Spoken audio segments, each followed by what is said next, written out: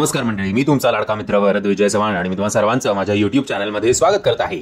मंडळी, बडे मियां छोटे मियां याचा ट्रेलर आज आपल्या भेटीला आलेला आहे. ट्रेलर जेव्हा तुम्ही बघाल तेव्हा तुम्हाला असे दोन वेगवेगळ्या प्रकारचे आवाज ऐकू येतील. ते आवाज म्हणजे हम सोल्जर कम है, शैतान है हम, बच के रहना हमसे, हिंदुस्तान है हम. सो ह्या दोघांचं माहिती नाही काय गंट आहे. टायगर श्रॉफ काही केल्या हिरोपंतीच्या बाहेर येतच नाहीये आणि दुर्दैवाने मला असं बोलायला लागतंय. खरं तर मी खिलाडी हा सिनेमा जेव्हा आला होता 90s मध्ये तेव्हापासून मी अक्षय कुमारचा डायहार्ड फॅन आहे. बट आजकाल समहाऊ माहिती नाही का Akshay Kumar into the character वाटत नाही. आणि जेव्हा मी बडी मियां छोटे मियां नावाचा एक सिनेमा येतोय त्याचं टायटल असं ठेवण्यात आलंय त्याच्यानंतर मला असं वाटलं होतं की या दोघांची केमिस्ट्री खूप चांगली रंगेल. पण ट्रेलर बघून असं काही एक्स फॅक्टर वाटत नाही या सिनेमामध्ये. एक गोष्ट निश्चित वाटते की मोठ्या लेवलवर मोठ्या कॅनव्हासवर या सिनेमाचा ऍक्शन डिझाईन करण्यात आली आहे जी अनलाईक बॉलिवूड मूवी असेल.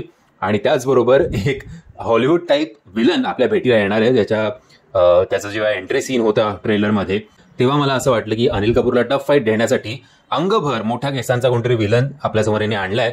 बट ओव्हरऑल स्टोरी जी कळते आपल्याला ट्रेलर बघून ती पठाणसारखीच आहे की बाबा एक पॅकेज आहे, त्याला एक टेररिस्ट घेऊन जातो आणि मग त्याचा तो पॅकेज परत मिळवण्याची जबाबदारी आपल्या इंडियन आर्मीवर असते. जगाला वाचवण्याची जबाबदारी आपल्या इंडियन आर्मीवर असते. आणि इंडियन आर्मीचे हे दोन सायको सोल्जर्स, कारण असं ट्रेलरमध्ये म्हणण्यात आलंय की एका सायकोला पकडण्यासाठी दोन सायकोची गरज असते, त्यामुळे ह्या दोघांना बोलवलं जातं. इन द एंड हे आपल्याला एकमेकांसमोर उभे राहिलेले सुद्धा दिसतात. ओव्हरऑल मला असं वाटतंय ट्रेलर बघून की जर तुम्ही हा सिनेमा बघण्यासाठी इंटरेस्टेड असाल तर एक सॅरेडॉनची गोळी बरोबर घेऊन जा. कारण सिनेमामध्ये भरपूर ऍक्शन बट स्टोरी कमी असं एकंदरीत काहीतरी दिसतंय. आणि ओढून ताडून टायगर आणि अक्षय कुमारनी केमिस्ट्री जुळवण्याचा प्रयत्न केलाय हेही कळतंय.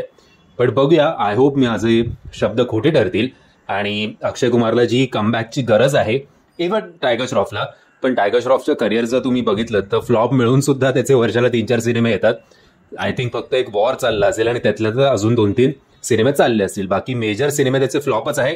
पण त्याच्या करिअरला काही फरक पडत नाही. तो तेच गोलांट्या उड्या हवेत मारत राहणार आणि त्याला एक सिनेमे मिळत राहणार.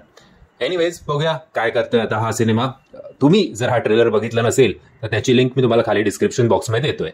मी आशा करतो तुम्हाला हा व्हिडिओ आवडला असेल.